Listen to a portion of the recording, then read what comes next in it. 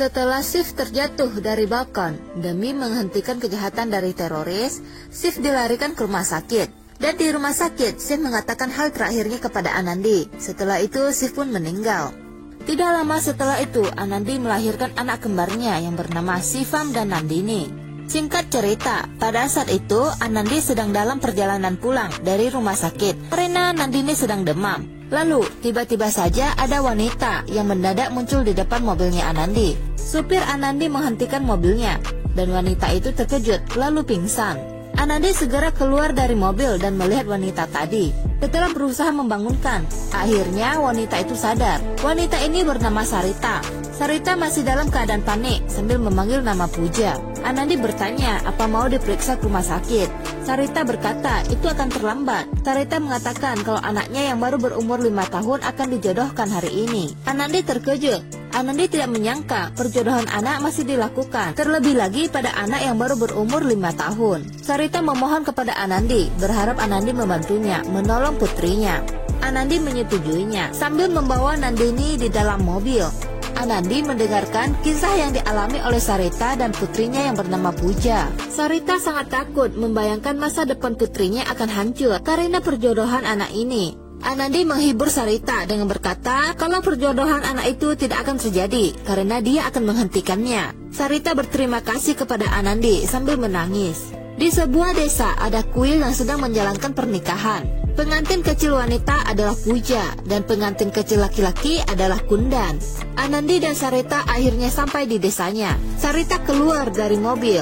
Anandi dan Sarita terkejut melihat Puja yang masih kecil didandani layaknya pengantin wanita dewasa. Puja melihat ibunya dan dia memanggil ibu. Lalu Puja segera berlari memeluk ibunya. Sarita sangat bersyukur dia masih sempat untuk bertemu putrinya. Tetapi Puja dirampas lagi dari tangan Sarita. Puja dibawa ke tempat ritual dan dipaksa melakukan pernikahannya. Sarita memohon agar kembalikan anaknya. Ayah dan ibu mertua Sarita meminta Sarita pergi dan jangan mengganggu pernikahan putrinya. Anandi merasa geram dengan mertuanya Sarita. Anandi berkata kalau mereka sebagai kakek dan nenek dari Puja bukannya melindungi cucunya tetapi malah menghancurkan masa depan cucunya. Ayah Kundan merasa terganggu karena Anandi.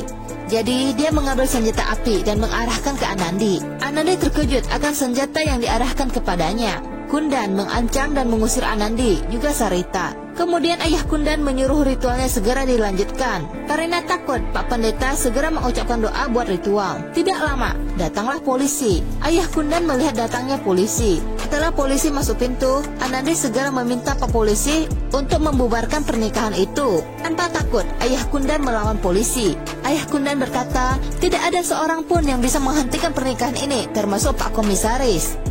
Polisi berkata kalau apa yang dilakukan ayah Kundan itu adalah hal yang melawan hukum. Ayah Kundan berkata dia tidak peduli. Pak Polisi melihat ke samping. Karena merasa ada yang aneh, ayah Kundan juga melihat ke samping. Segeralah Pak Polisi memberi tembakan kepada ayah Kundan. Ayah Kundan tertembak di tangannya. Lalu mulailah aksi tembak-menembak antara polisi dan kelompok ayah Kundan. Semuanya berlari berhamburan. Hanya Puja sendiri yang masih di tempat sambil menutup telinga karena suara tembakan. Ayah Kundan menghampiri istrinya. Dia menyuruh istrinya membawa Kundan, anaknya, pergi ke tempat aman dulu dan dia akan membawa Puja. Anandi menyaksikan kekacauan itu dari jauh. Ayah Kundan ingin mengambil Puja, tapi tidak bisa karena banyaknya tembakan. Ayah Kundan melihat Sarita sudah berlari mendekati Puja dan segera membawa Puja pergi. Anandi lega karena Puja berhasil diselamatkan. Sebaliknya, ayah Kundan sangat marah karena dia kehilangan Puja. Tiba-tiba dia mendengar tangisan balita. Setelah melihat, dia tahu itu adalah anaknya Anandi. Ayah Kundan lalu melihat Anandi yang berjalan pergi. Lalu dia pun menyusul pergi. Setelah Anandi berlari cukup jauh dari kekacauan, Anandi berhenti. Tiba-tiba saja Anandi terkejut karena banyaknya orang yang mengepungnya. Anandi sangat takut dan dia berjalan mundur. Setelah mundur beberapa langkah, Anandi menabrak seseorang. Setelah Anandi berbalik dan dia melihat itu adalah ayahnya Kundan, Anandi sontak kaget lagi. Sekarang bagaimana Anandi melarikan diri?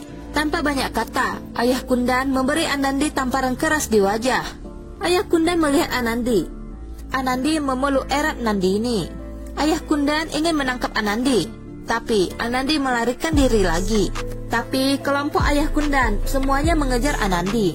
Sambil berlari membawa anak, Anandi berusaha berlari secepat mungkin. Tetapi karena fokus berlari, Anandi tidak melihat batu di bawah dan Anandi pun terjatuh. Karena Anandi tersungkur ke bawah, pelukannya ke Nandini terlepas. Nandini pun menangis. Anandi berusaha mendekati Nandini, tetapi kakinya terluka. Anandi sudah hampir mendekati. Dia melihat kaki seseorang. Anandi sangat takut sekarang. Ayah Kundan lalu menangkap Nandini. Anandi berkata, "Jangan sentuh anakku, kembalikan anakku." Ayah Kundan hanya memasang ekspresi marah di wajahnya. Anandi ingin mengambil anaknya, tetapi bawahan ayah Kundan menahan tangan Anandi dengan kuat. Anandi berkata kalau apapun yang dia lakukan tidak ada hubungannya dengan Nandini.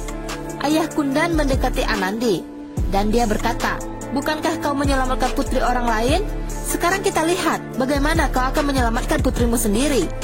Anandi terkejut dengan perkataan ayah Kundan.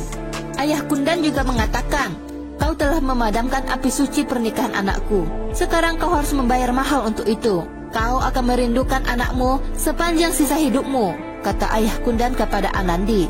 Anandi terkejut lagi, tapi dia tidak berdaya. Dia hanya meminta ayah Kundan mengembalikan anaknya. Ayah Kundan lalu jalan pergi membawa Nandini. Anandi lalu dilempar ke tanah oleh bawahan ayah Kundan. Ayah Kundan beserta istri dan anaknya semuanya sudah berada di atas mobil. Semua orang telah pergi dengan mobil. Anandi masih berusaha mengejar mobil itu. Tentu saja dia tidak akan sanggup. Anandi lalu terjatuh lagi. Dia hanya bisa melihat mobilnya menjauh dan dia memanggil nama Nandini. Di keluarga Shekhar, Alok mendapat telepon dan itu adalah Anandi. Anandi memberitahu Alok kalau Nandini telah diculik. Alok tidak mengerti. Anandi berkata lagi kalau Nandini telah dibawa pergi oleh penjahat perjodohan anak. Alok mulai berteriak dan bertanya bagaimana itu bisa terjadi. Anandi mau menjawab lagi, tapi ponsel Anandi kehabisan baterai. Sementara Alok menelpon Anandi lagi, tetapi tidak terhubung. Ira bertanya apa yang terjadi. Alok berusaha menelpon Anandi lagi sambil menjawab. Anandi mengatakan Nandini telah diculik. Sontak kagetlah semua orang, Ibu Ira, Minu, dan kakek. Kakek bertanya bagaimana itu bisa terjadi. Alok menjawab, "Itulah yang ingin aku tanyakan kepada Anandi, tapi ponselnya sekarang tidak terhubung." Sementara Anandi kembali lagi ke kuil tempat pernikahan tadi. Dia memohon kepada Pak Inspektur agar mau membantu menemukan Nandini. Polisi bertanya apa yang terjadi. Anandi lalu menceritakan apa yang dia alami sebelumnya. Pak Polisi bertanya kepada orang-orang di sekitar, apa ada yang tahu nama dari ayah pengantin laki-laki? Pak Pendeta menjawab kalau dia tidak tahu nama dari orang itu. Dia hanya menjalankan ritualnya karena dia dibayar. Anandi lalu menyuruh Sarita bertanya kepada ayah dan ibu mertuanya. Sarita mencoba menelpon, tetapi ponsel mertuanya tidak aktif lagi. Kemudian, mobil Pak supirnya Anandi pun datang. Ringkas cerita, Anandi dan Sarita datang ke rumah mertuanya. Setelah melihat ternyata pintu rumahnya dikunci. Sarita bingung kenapa dikunci. Lalu datanglah tetangganya dan berkata kalau mertua Sarita baru saja pergi dengan terburu-buru. Sarita bertanya kemana mereka pergi. Tetangganya menjawab tidak tahu. Dia hanya tahu kalau mertuanya akan pergi dalam waktu yang lama.